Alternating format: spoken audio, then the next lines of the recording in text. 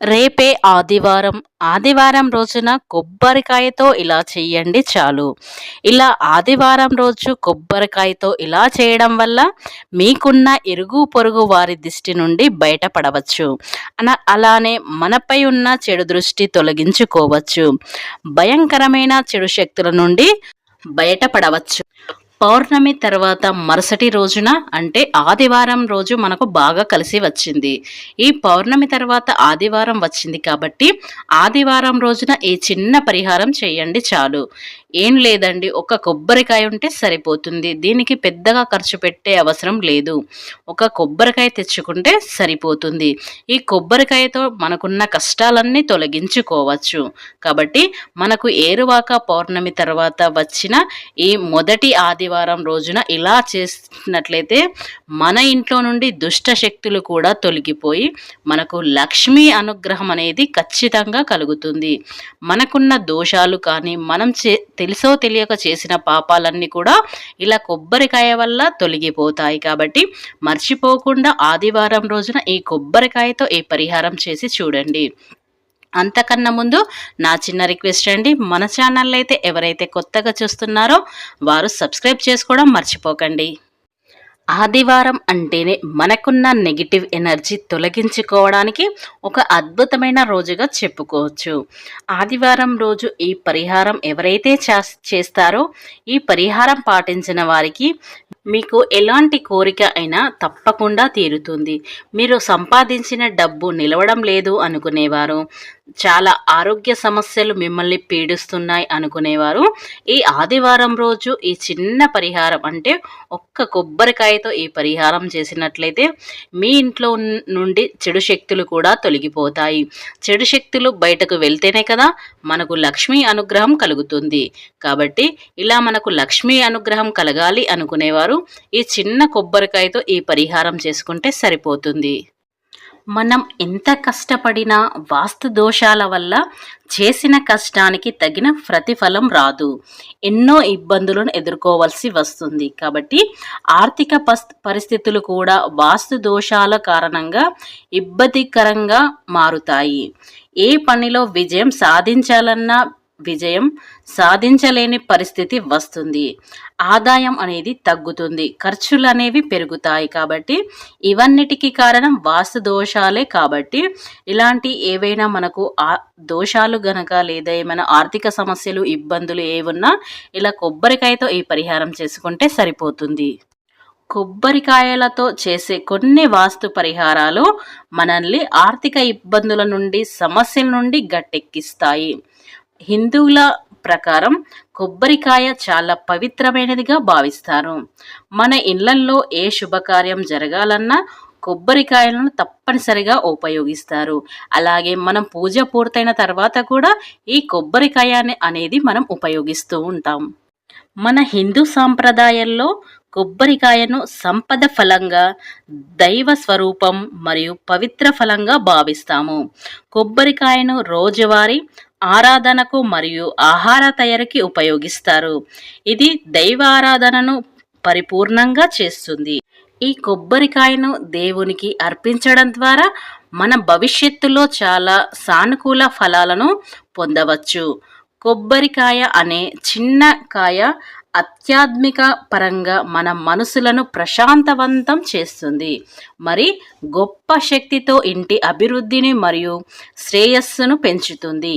హిందూ మతంలో కొబ్బరికాయను ఉపయోగించకుండా ఏ దేవతను కూడా పూజించలేము. కొబ్బరికాయలు వేల ఎక్కువగా ఉన్న ప్రదేశాలు నీటిని వాడకం తక్కువ ఉంటుంది. అలాగే కొబ్బరి కొరత ఉన్న ప్రాంతాల్లో దాని ఉపయోగం తక్కువగా ఉంటుంది.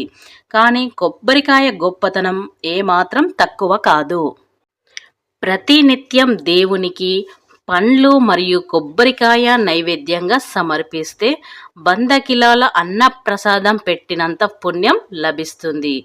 కొందరు దైవశక్తులను కొబ్బరికాయ కలశంలోనికి ఆహ్వానించడం జరుగుతుంది. ఇలా చేయడం వల్ల ఇంట్లో మరియు ఇంటి చుట్టుప్రక్కల వాతావరణంలో సానుకూల శక్తి సమతుల్యతను సృష్టిస్తుంది. కాబట్టి క్రమం తప్పకుండా దైవ ఆరాధనలో కొబ్బరికాయను ఉంచడం ఉపయోగించడం ద్వారా మీరు చాలా ఉత్తమమైన ఫలితాలు పొందుతారు. కొబ్బరికాయ అనేది చాలా పాజిటివ్ ఎనర్జీని కలిగి ఉంటాయి.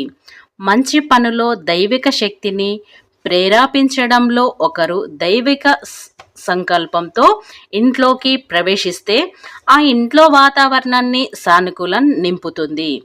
దైవిక శక్తి ఇంట్లో ఉండటానికి ప్రేరేపించడంతో పాటు ఇది జీవితంలో అనేక రకాల శుభాలను కలిగేలా ఉపయోగపడుతుంది. కాబట్టి ఇలాంటి శక్తివంతమైన కొబ్బరికాయతో ఆదివారం రోజు ఇలా చేసినట్లయితే ఆర్థిక సమస్యల నుండి మీకు ఉపశమనం అయితే లభిస్తుంది. ధనం అనేది 4 వైపుల నుండి దూసుకురావడం అనేది జరుగుతుంది.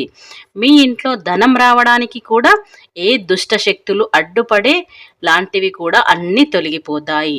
మీ ఇంట్లోకి కేవలం దైవశక్తి మాత్రమే ప్రవేశిస్తుంది. కాబట్టి మనం ఆదివారం రోజు ఎవరైతే కొబ్బరికాయతో ఇలా చేసినట్లయితే మీకు దైవ అనుగ్రహం అనేది ఖచ్చితంగా కలుగుతుంది. అయితే ఆదివారం రోజున ఈ చిన్న పరిహారం కొబ్బరికాయతో ఇలా చేయండి చాలు. మీకు ఎన్ని కష్టాలున్నా, బాధలున్నా, లేదా వ్యాపారంలో ఇబ్బందులున్నా, లేదా ఇంట్లో తరచుగా భార్యాభర్తలు గొడవ పడుతున్నా ఖచ్చితంగా ఆదివారంతో ఈ చిన్న కొబ్బరికాయతో ఈ పరిహారం చేసుకున్నట్లయితే మీ సమస్యలన్నీ కూడా తొలగిపోతాయి. మీకు ఖచ్చితంగా దైవ అనుగ్రహం అయితే కలుగుతుంది. ఇలా దైవ అనుగ్రహం కలిగిన వారికి ఖచ్చితంగా డబ్బు సమస్య అనేది రాకుండా ఉంటుంది. ఎప్పుడైతే మనకు దైవ అనుగ్రహం కలిగిన వారికి వారు జీవితంలో అన్ని విజయాలే సాధిస్తారు. కాబట్టి మనం కూడా అన్ని విజయాలను సాధించాలి అనుకునేవారు ఈ చిన్న పరిహారం చేస్తే సరిపోతుంది.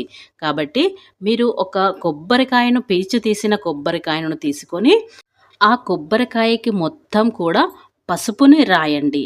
ఇలా పసుపును పూసిన తర్వాత దానిని మీరు చేతిలో పట్టుకోండి. చేతిలో పట్టుకొని తూర్పు వైపు ముఖాన నిలబడండి.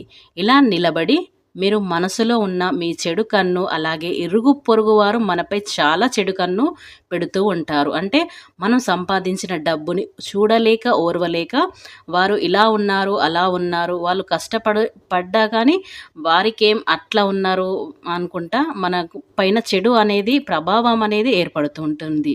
ఇలా చెడు ప్రభావం ఉన్నట్లయితే మనం ఏం చేసినా కలిసి రాదు. మనకు ఎన్నో ఇబ్బందులు ఎదురవుతూ ఉంటాయి. కాబట్టి ఇలా ఈ ఆదివారం మనకి ఇలాంటివన్నీ తొలగిపోవాలంటే ఇది పౌర్ణమి తర్వాత వచ్చిన ఆదివారం బాగా కలిసి వచ్చింది. కాబట్టి మనకు ఇరుగు పొరుగు వారి దిష్టి తొలగిపోవాలనుకుంటే ఈ కొబ్బరికాయతో ఇలా చేస్తే సరిపోతుంది.